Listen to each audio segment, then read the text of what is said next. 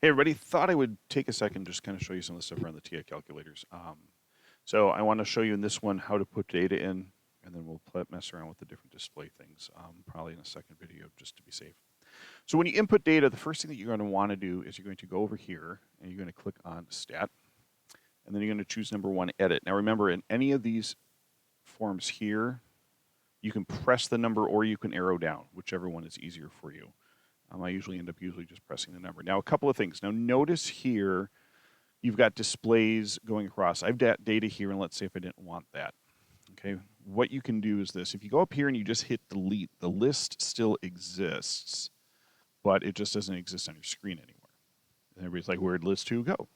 If that happens to you, come back out here to the main menu, go to Stat, and you're going to go down here to Clear List. No, I did it back. Setup Editor, I'm sorry. So you're going to press number 5, and you're just going to run that. And if you run that, it's just going to say down here, like, what happened? You can hit Stat, and then when you go back to Edit, you're going to see that list there. Now, while you can clear a list, the reason for that, say put in list 1, list 2, etc. with that command, that's more or less for programming.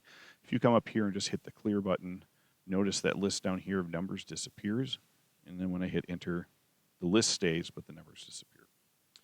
Okay? So first of all, when you enter the numbers, all you have to do is just type them into your calculator like you normally would. So I'm just going to make up some numbers between 1 and 20. 14, 8, 7, 8, 6, and let's give it another 13. Oops. Nope, 10 numbers is enough. Now notice down here too, they tell you where in the list you are, so list 1, item number 10.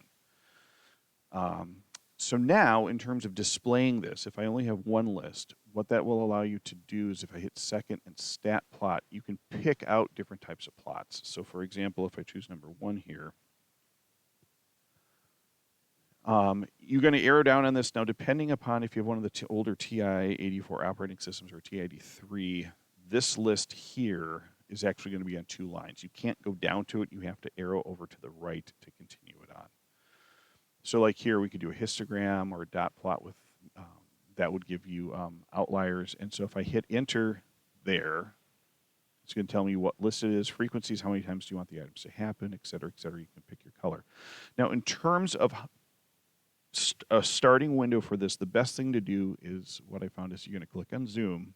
And down here at number 9 is zoom stat. What that will do is it will frame your data very nicely. So if we go down to number 9, oops, I still have a line playing around there. My apologies. Let's just clear that out. So I get boom. So now notice this is, so it allows the minimum to the maximum. If I go to window, there's stuff there. But again, it kind of makes sense. It's going anywhere from, we don't have numbers that low to that high.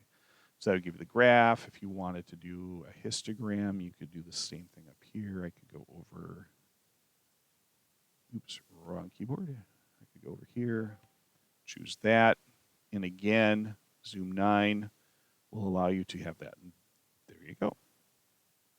Now, if we want to do 2 variable stats, like you want to do a dot plot or something like that, which is a bulk of what we're going to end up doing in statistics, you're going to go to second stat, and let's put in a second set of data. So over here, again, I'm just going to randomly pick out numbers off the top of my head.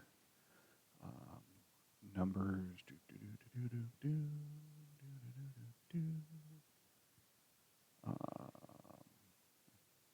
Yeah, let's go ahead and keep it on a 2. Oh, and the list also there would allow you to do like 1 variable stats before I forget. Then let's see, I don't know, let's do 15, 12, 14,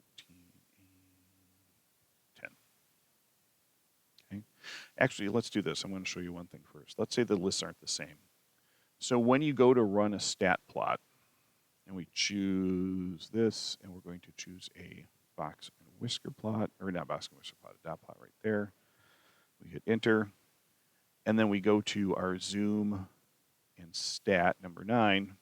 It's going to say dimension mismatch. Now down here on the newest 84 pluses, super whatevers, notice it will tell you what will happen. I mean, this is like check size of the dimensions of the list or matrices, check that the plots are off, et cetera, et cetera. So that's one of those things. If you don't have that, obviously you're going to be like, what happened? So you're going to go ahead and press 1 and hit quit, and then you're going to go check to see if you're trying to do plots. You're going to choose edit, and you're going to go back there and you're going to say, oh, look, I've missed a data point. Okay, so now if we go back to zoom, so again, we still have the stat plot set up here, right there. Now if I go to zoom and then choose number 9, I've got a stat plot very nicely there. If you want to run a regression line on that, you're going to go ahead and click stat, and then you're going to go over to calc. And you're going to say calculate the regression line. Now this is also the same place where you'd run define mean, median, mode, etc., and that's for under one variable stat. So you're going to run this one because typically what at least our book uses a for the y-intercept and then the slope after that. And if you think about it, the y-intercept happens first, so it's not that, it makes some sense. So we're going to choose number 8, and then we're going to run it. Now it's going to say X list. I'm going to want the list 1 in my X list, list 2 in my Y list. Frequency list is just if you happen to have, it's almost kind of like you're pulling it off of a histogram, so you're saying I've gotten this many of this value, this many of this value, etc. Store a regression equation. If you want to store this in, let's say Y1, so you can graph it along with your scatter plot, you're going to go over here to variables, which is this that's showing up right. Yep. Okay, you're going to click on variables, and then you're going to go over to Y variables, and then we're going to say function, because that's what we're working. And parametrics is this stuff is you're going to do elsewhere, and then we're going to choose to say like Y1. Okay, and then when you go down to calculate, it's going to go through and it's going to calculate out this. So then from there, what will happen is that you can write this down, you round it how many digits, but now also watch if I click on y equals, there is, and actually in all of its decimal glory, the actual equation that we'd have. So let's say if we wanted to like round it to like the nearest 10th or something like that, then you can go off and you can hit the delete key over here till we get to the plus sign. Same thing over here, that would round up to a 9. We hit the delete key here till we bring the X back. So you could do something like that if you wanted to. It might just be easier just to type it in, but it's an option. Now again, zoom, if we choose number 9, it's still here. Now notice here you don't see this axis. Now sometimes it's not a big deal. In this case, since the data is close enough, we probably want to see the y-axis. So all you would have to do is after you hit zoom, you can go over to window, and then you can adjust this as needed. So like in this case here, I might make it equal to a negative 0.2. So it matches what we have here. And now if I go back to graph, you still can't see it. Okay, well, let's make it a little bit bigger. Negative 0. Oh, that's why I hit minus instead of negative. Sorry. Minus is down here. 0.2. Graph. So now you can see your both axes and you can go from there. And there it is. A couple of other nice, neat things that you may want to know about. If I hit trace, you can jump through the plot. It'll tell you right up here what it is. I can use the left and right arrows to jump between the plot points. If I use the up and down arrow keys, it would jump between functions or the plot and the function. Then I can move across here. Now, it's not going to necessarily, it might be, but it won't always be exactly below the points that you need. And so because you're doing that.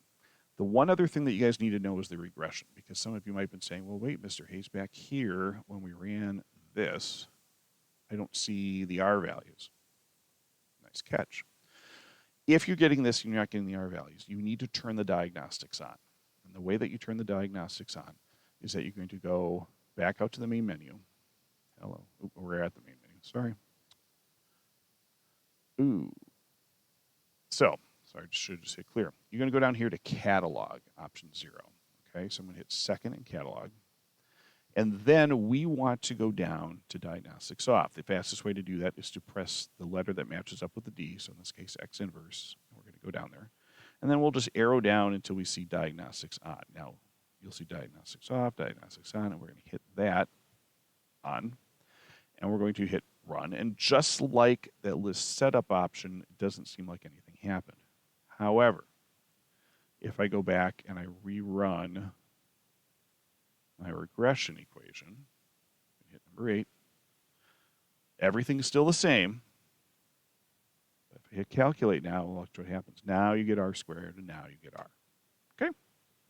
So hopefully that helps. If there's other stuff that you seem to remember that I did, go ahead and ask me. But this should take care of the bulk of the things that we're needing to do in terms of trying to find models for our data. Talk to you soon.